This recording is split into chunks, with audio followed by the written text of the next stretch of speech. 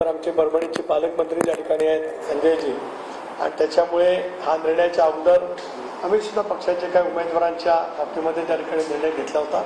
परंतु आमचे सहकारी राजेश पेटेकर असतील, बाबाजानी दुराणे असतील, प्रतापराव देशमुख असतील, म्हणजे राष्ट्रवादी काँग्रेस पक्षाचे सर्व सहकारी यांच्याजवळ सुद्धा राष्ट्रीय अध्यक्ष आदरणीय अजितदादा यांची प्रदीर्घ चर्चा त्या ठिकाणी झाली, आणि त्या सगळ्या चर्चेच्या माध्यमातून आज महादेवराव जानकर हे त्या ठिकाणचे उमेदवार महायुतीचे आहेत असं आपल्यामार्फत घोषित करतो. मला विश्वास आहे की अतिशय चांगल्या मताच्या फरकाने जानकर साहेब यावेळेला संसदेमध्ये आमच्या समेत काम करण्यासाठी असतील असा विश्वाससुद्धा त्या ठिकाणी या निमित्ताने व्यक्त केला. राजेश पेटेकर खरं तर निवडून येणारे कॅन्डिडेट असं सुरुवातीपासून त्यांची चर्चा होती.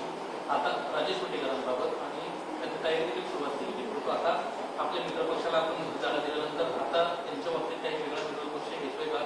विधान परिषदेच्या निवडणुका तोंडावर आहेत,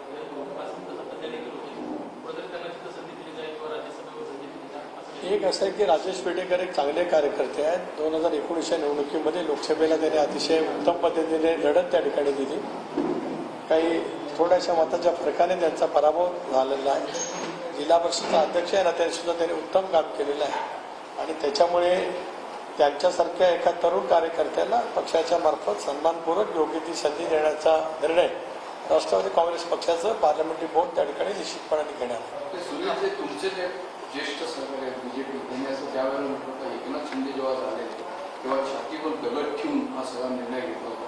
तर बेसिकली आता महादेवराव जानकरांना देताना त्या भूतिकांना बाजूला केलं तर असंच काहीतरी भावना होती तुमच्या मनात? नाही, एक असं आहे की एखादा पक्षाच्या तरुण कार्यकर्त्याला आपण सांगत असतो त्याच्यामुळे तो तयार यायला लागतो, परंतु महायुतीचं एकंदरीत व्यापक हित लक्षामध्ये घेता आणि तसं जानकर साहेबांचं सुद्धा योगदान मोठ्या प्रमाणावरती लक्षामध्ये घेता तुम्ही म्हणताय तसं स्थिती नाही आहे. दगड ठेवण्या इतपत स्थिती आठवण्याचं काही कारण नाही आहे. कारण शेवटी असं आहे की राजकारणामध्ये अनेक वेळेला अनेक गोष्टी ह्या लार्जर इंटरेस्टच्या दृष्टिकोनातून त्या ठिकाणी करायला लागत असतात. म्हणून आम्ही हा निर्णय अतिशय मोकळेपणाने किंतु परंतु कुठल्याही मनामध्ये न ठेवता राष्ट्रवादी काँग्रेस पक्षाच्या सर्व कार्यकर्त्यांच्या हिताच्या दृष्टिकोनातून घेतलेला. सर, हाच बाबतीत साताऱ्याच्या बाबतीत देखील सातारा आणि नाशिकच्या अदलाबद्दल ही चर्चाच अजून सुरू आहे. काही अजून त्याच्यात पुढे टप्पा पार पडला, कारण साताऱ्याची जागा पण तुमच्याच कोट्यात होती. जसं आता परभणी होती, परत कोट्यातनं गेली, सातारा जर गेली तर मग त्याच्यावर नाशिकचा क्लेम काय माहिती कसं? Wait and watch, still wait and watch for some few hours, few days. Lok Sabha मतदारसंघात पाहायला गेलं तर रामराजे यांनी बळतर नाराज झाले. त्या काळात तुम्ही सर्वजण ठिकाणी बैठक सापडली, मात्र त्या बैठकीनंतर त्यांना स्पष्ट भूमिका घेतली की मी कुठल्याही प्रकारे मदत करणार नाही. सध्या त्यांची काय भूमिका आहे? त्यांची बातचीत झाली का? असेल मोहिते पाटलांची देखील तशीच परिस्थिती आणि ते तरी हातात घेणार अशी चर्चा नाही. एकतर मोहिते पाटील का हातात घेणार आहेत मला माहिती असं काही कारण नाही.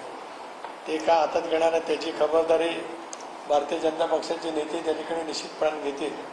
तो रामराजे नाईक निंबाळकर, आदरणीय दादा, स्वतः देवेंद्रजी एकत्रितपणाने त्या ठिकाणी चर्चा निश्चितपणे झालेली आहे, आणि महायुतीला पूरक पोषक पैचं काम रामराजे आणि त्यांच्या सर्व सहकार्याच्या हातून नक्की त्या ठिकाणी होईल. सर, धाराशिव जागेबद्दल देखील ती जागा देखील तुमच्याच वाटेल जवळपास निश्चित आहे. वारंवार चर्चा होती. आज सकाळी देवजीबद्दल विचारतात असता सगळ्यांनी म्हणून ठरवा, मात्र अजून उमेदवार सापडत नाहीये का? कारण तिथं जो सध्याचा विद्यमान खासदार आहेत त्यांच्या विरोधात अजून ताकदीचा उमेदवार राष्ट्रवादीला सापडत नाही असं म्हणायचं, कारण खूप दिवस झाले ते रखडले. हे अजिबात त्याच्यात तथ्य नाही. राष्ट्रवादी काँग्रेस पक्षाकडे 4-5 मजबूत उमेदवार आहेत. त्याच्यातून आम्ही कन्सिस्टंटली उमेदवार शोधतो. उमेदवार आमच्याकडे पहिल्यापासून 4-5 आहेत की जे दावेदार आहेत, आणि ते दावेदार नुसते नाहीत उमेदवारी पुरती निवडणुकीमध्ये यश मिळवण्या इतपत दावेदार त्या ठिकाणी आहेत. त्याच्यामुळे काही वेळेला एकापेक्षा अधिक दावेदार असले तर थोडंसं कन्सेशन निर्माण करण्यामध्ये थोडासा वेळ जाऊ शकतो. मला असं वाटतं आज संध्याकाळी किंवा उद्यापर्यंत असंच घाईगर्दीने तुम्हाला बोलून मला त्या जागेची उमेदवारी घोषित करावी लागणार आहे.